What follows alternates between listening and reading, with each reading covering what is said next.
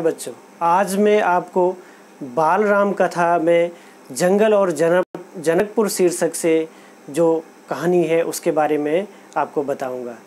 आप इस वीडियो में देखेंगे कि किस तरह से राम और लक्ष्मण विश्वामित्र जी के साथ उनके यज्ञ की सुरक्षा के लिए जाते हैं। वहाँ पर ताड़का और उसके पुत्र सुबाहु का वध करते हैं, मारीच को घायल कर देते हैं और यज्ञ की सुरक्षा करते हैं।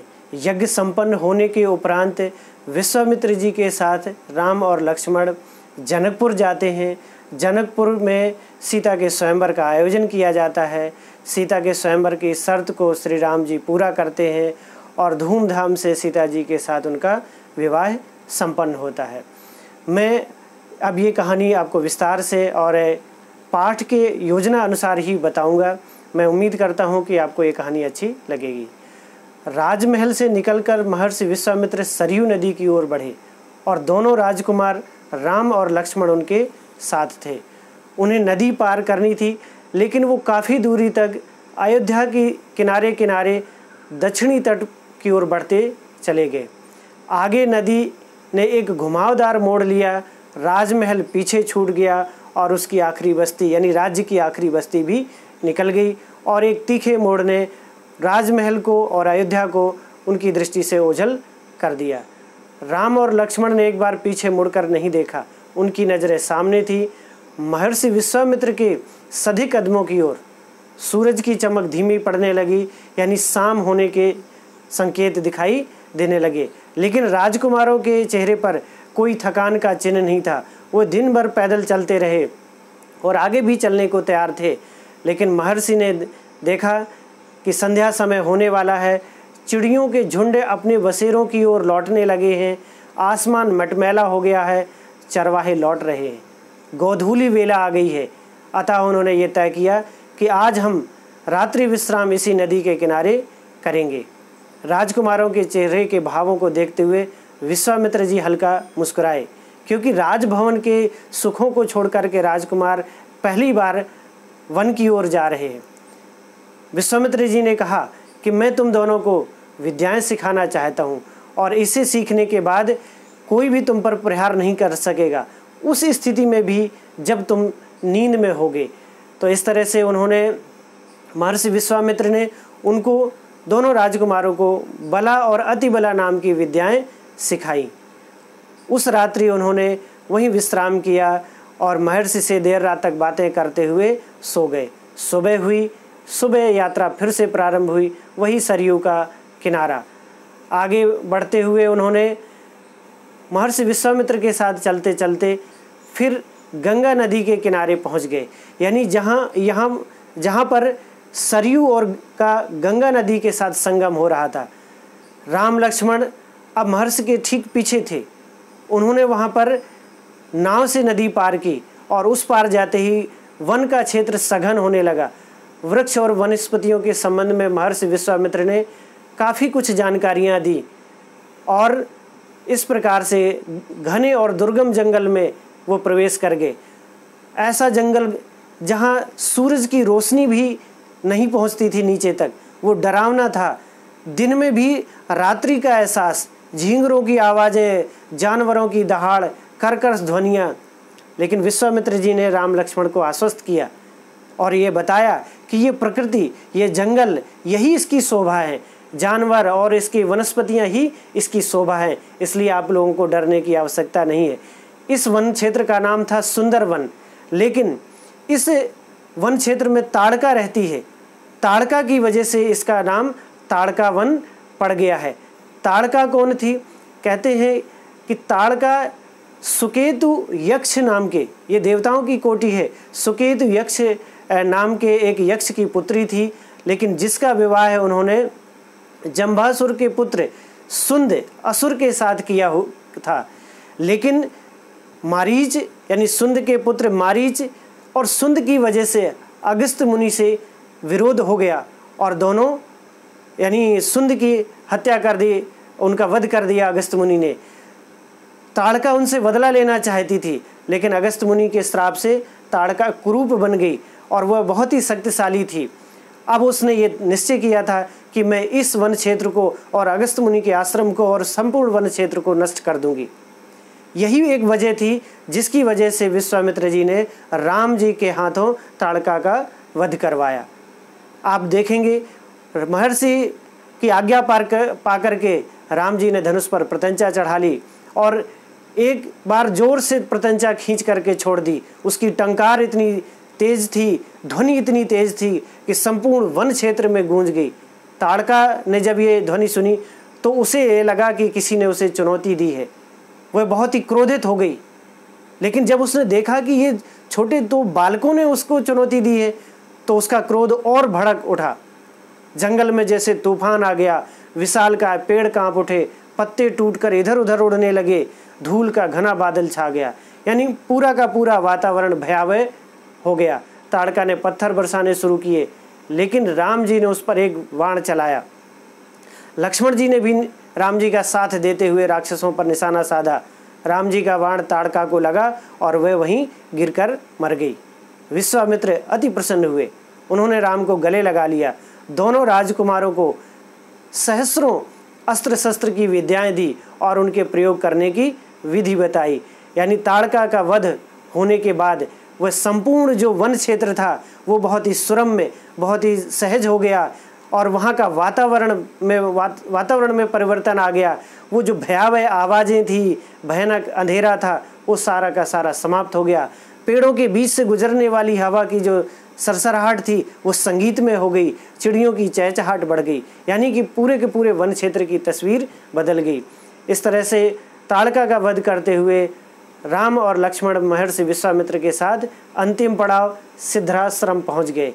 बहुत ही मनोहारी आश्रम था। आश्रम के अन्य ऋषि मुनि उनकी अगवानी के लिए आगे आए, उनका अभिनंदन किया। आश्रम में खुशियां छा गईं राम लक्ष्मण के आगमन से, विश्वामित्र जी के वापस आने से। विश्वामित्र जी ने यज्ञ की तैयारियां की, अनुष्ठान प्रारंभ हुआ और अनुष्ठान 5 दिन तक निर्विघ्न चलता रहा। राक्षसों की कोई हलचल नहीं, उनका कोई अवरोध नहीं, लेकिन राम और लक्ष्मण चौकस थे, तीर और तलवार लिए हुए, पीठ पर तृणीर यानी तरकस बांधे हुए, धनुष पर प्रत्यंचा चढ़ी हुई, हर स्थिति के लिए तैयार थे। अनुष्ठान का अंतिम दिन आ गया। अचानक भयानक आवाज़ों से आसमान भर गया, क्योंकि ताड़का के जो 2 पुत्र थे सुबाहु और मारीच, दोनों ने अब राक्षसों के दल बल के साथ आश्रम पर धावा बोल दिया। राम लक्ष्मण ने उनकी माँ का वध किया था, उसका भी उन्हें बदला लेना था, वो क्रोध में थे। राम ने राक्षसों का हमला होते ही कार्रवाई शुरू की, धनुष उठाया और मारीच पर बिना नोक का बाण मारा। कहते हैं मारीच उससे इतनी दूर गिरा जाकर के समुद्र के किनारे और वहाँ से उठ करके दक्षिण दिशा की ओर भाग गया। वो लौट करके फिर सामना करने राम का नहीं आया। दूसरा बाण उन्होंने सुबाहु को मारा, सुबाहु की वहीं मृत्यु हो गई। लक्ष्मण ने भी अन्य राक्षसों का वध किया। बचे कुछ राक्षस अपने प्राणों को बचाते हुए वहाँ से भाग खड़े हुए। इस प्रकार महर्षि विश्वामित्र का जो यज्ञ था, जो उनका अनुष्ठान था, वो निर्विघ्न संपन्न हुआ। महर्षि विश्वामित्र अति प्रसन्न हुए। पूरा का पूरा वहाँ का जो वन क्षेत्र का वातावरण है वो बहुत ही सुरम्य हो गया। कार्य पूरा होने के उपरांत राम और लक्ष्मण जी ने प्रणाम करते हुए उनसे आज्ञा मांगी और कहा कि अब हम क्या करेंगे, अब हम कहाँ जाएंगे, या हमारे लिए क्या आज्ञा है। महर्षि विश्वामित्र ने कहा कि अब हम लोग यहाँ से मिथिला क्षेत्र जाएंगे। मिथिला वहाँ से उत्तर दिशा की ओर है, आश्रम से उनके उत्तर दिशा की ओर था। और मिथिला में महाराज जनक राजा थे, जनक का राज्य था। महाराज जनक को विदेह राज भी कहा जाता है। विदेह राज के दरबार में जाने के लिए उन्होंने योजना बनाई, क्योंकि महाराज जनक ने अपनी पुत्री सीता के स्वयंवर का आयोजन किया है। सीता के स्वयंवर में तमाम देश के राजा उपस्थित हो रहे हैं, वह देखने के लिए राम और लक्ष्मण अति प्रसन्न थे, क्योंकि वो नए नए क्षेत्र, नए नए नगर देखने के लिए उत्सुक थे। वो मिथिला का जो वर्णन विश्वामित्र जी के श्रीमुख से सुना, उसको देखने के लिए भी उत्साहित थे। दोनों राजकुमार महर्षि विश्वामित्र के साथ चल दिए मिथिला की ओर। रास्ते में वो गौतम ऋषि के आश्रम से होते हुए गए। गौतम ऋषि यहाँ पर कहानी तो नहीं दी गई है, लेकिन मैं आपको संक्षिप्त में कहानी बताना चाहूँगा। गौतम ऋषि की पत्नी थी अहिल्या। अहिल्या अपने पति के द्वारा ही श्रापित हो जाती हैं, गौतम जी के द्वारा ही, और उन्हें पत्थर बनने का श्राप मिल जाता है। लेकिन गौतम ऋषि के द्वारा ही वो श्राप मुक्त होने का भी संकेत दिया गया था कि जब त्रेता युग में श्री राम का अवतार होगा, विष्णु रामावतार लेंगे, वो जब इस आश्रम से होकर के आएंगे, उनके पद के स्पर्श से, उनके चरण कमलों के स्पर्श से अहिल्या का उद्धार हो जाएगा।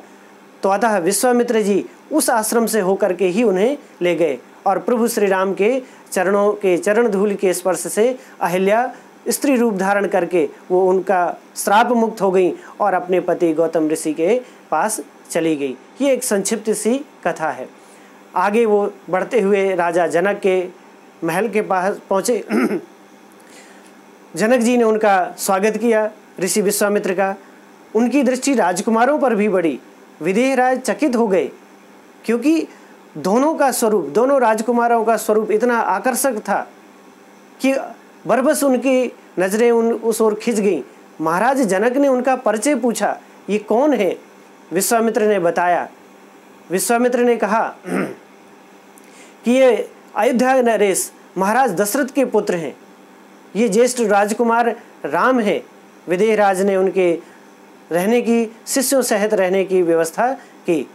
अगले दिन आमंत्रित लोग, ऋषि मुनि, राजकुमार सभी यज्ञशाला में उपस्थित हुए।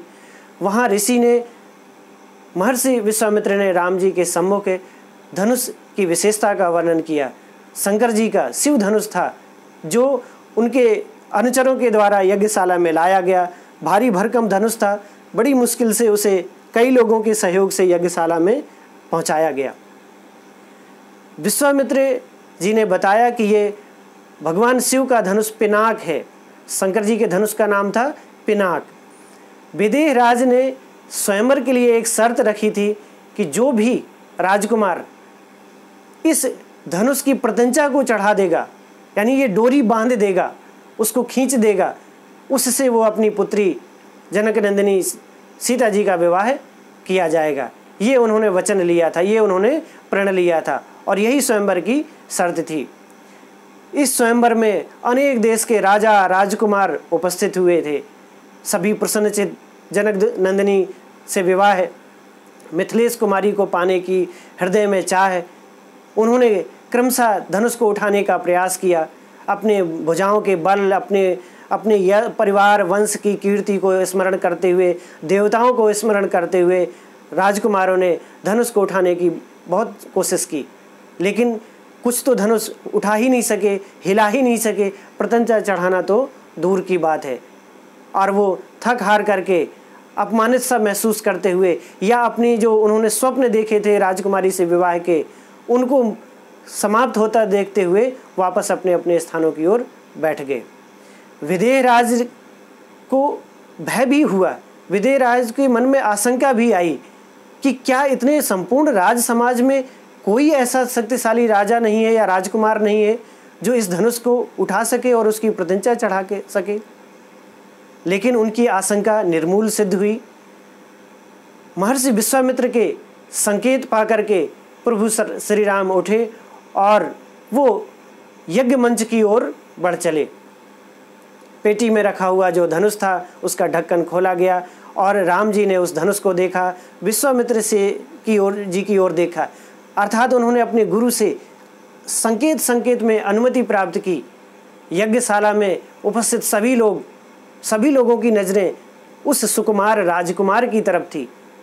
सभी के मन में अपने अपने तरह के सवाल उठ रहे थे कि क्या इतने कोमल शरीर वाले नवयुवक जो बालक हैं अभी, इतने शक्तिशाली राजकुमारों और राजाओं के मध्य में उपस्थित होकर के क्या ये धनुष उठा पाएंगे। लेकिन सभी के हृदय में कहीं न कहीं यह बात अंकुरित हो रही थी, ये मन में विचार आ रहा था कि यदि ईश्वर की कृपा हो, यानी देव योग होगा, तो ये कार्य अवश्य संपन्न होगा। और सभी की कामनाओं को पूरा करते हुए विदेहराज भी चकित थे। राम ने आसानी से धनुष झुकाया, यानी उठा लिया और उसे झुका करके उसकी प्रत्यंचा चढ़ाई। हल्के से दबाव के कारण से ही धनुष बीच से टूट गया, जैसे बच्चे खिलौने तोड़ देते हैं। यज्ञशाला में सन्नाटा छा गया, सब चुप थे। यानी अविश्वास एकाएक कार्य रूप में परिणत हो गया, यानी उनका अविश्वास खत्म हो गया। राजा जनक ने चुप्पी तोड़ी और सभा में प्रसन्नता छा गई, खुशी का ठिकाना नहीं रहा और उन्होंने ये घोषणा की कि वो अपनी राजकुमारी सीता का विवाह राम से करेंगे, क्योंकि उनकी प्रतिज्ञा पूरी हुई, उनकी शर्त पूरी हुई। उन्होंने दूतों को भेज करके महाराज दशरथ के पास संदेश भेजा, बारात लाने का निमंत्रण दिया।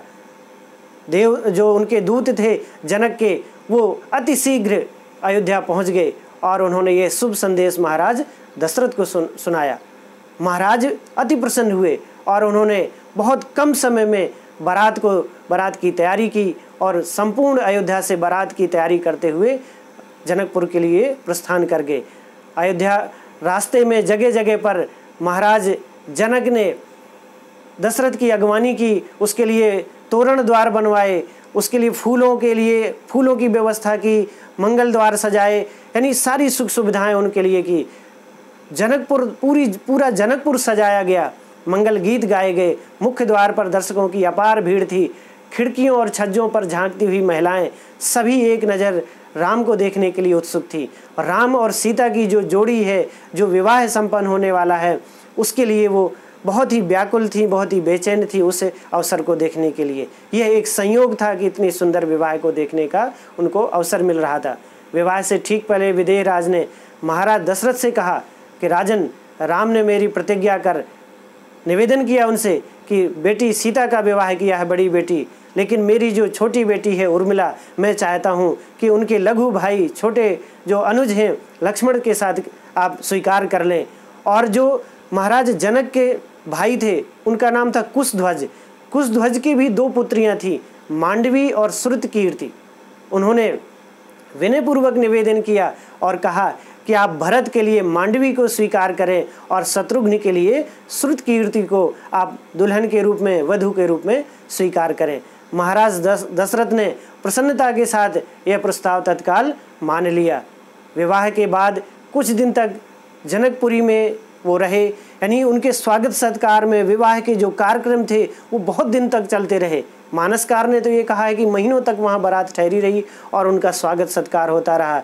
और जब वो आने के लिए तैयार हुए तो कई बार जनक जी ने, नगरवासियों ने उनको रोक लिया कि और 2 दिन रुक जाइए। यानी इतनी खुशी का माहौल, इतनी प्रसन्नता का माहौल वहाँ था। स्त्रियों ने फूल बरसाए, शंख ध्वनि से गलियाँ गूंज उठी। वो अयोध्या के लिए वापस हुए और अयोध्या में प्रसन्नता छा गई। चारों तरफ आनंद का उत्सव मनाया जाने लगा और ये आनंदोत्सव कई दिन तक चलता रहा।